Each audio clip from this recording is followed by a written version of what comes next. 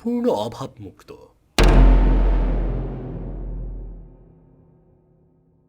তা সেনাপতি, এবার বলুন দেখিনি আমাদের রাজ্যের কি অবস্থা?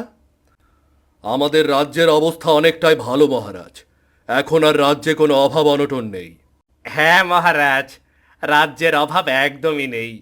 এখানে কেউ ভিক্ষে করে খায় না, সবার কর্মের ব্যবস্থা করা হয়েছে।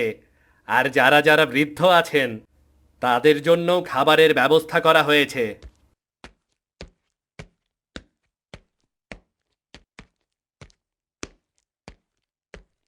মহারাজ, আমি আপনার রাজ্যের একজন দরিদ্র প্রজা। যদি অভয় দেন কিছু কথা কইতে চাই। এই লোক এই রাজসভায় কি করে ঢুকলো? রক্ষী, তুমি ওকে কিছু বলনি? মন্ত্রী মশাই, আমি ওকে অনেক বারণ করেছিলাম। ও জোর করে রাজসভায় ঢুকে পড়েছে। আর ঢোকার সময় বলছিল রাজকুমারের সাথে নাকি ওর জরুরি কথা আছে। আমি রাজ্যের নতুন রাজা। তুমি নির্ভয়ে বলো কি বলবে। কি বলতে চাও তুমি বলো। আপনারা সবাই দয়া করে শান্ত হন। শান্ত হন আপনারা।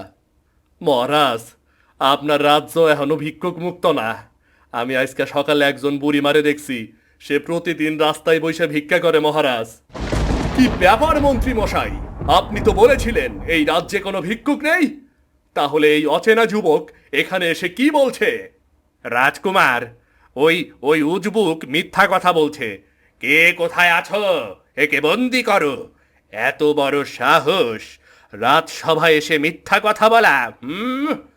মহারাজ, দয়া করে আমার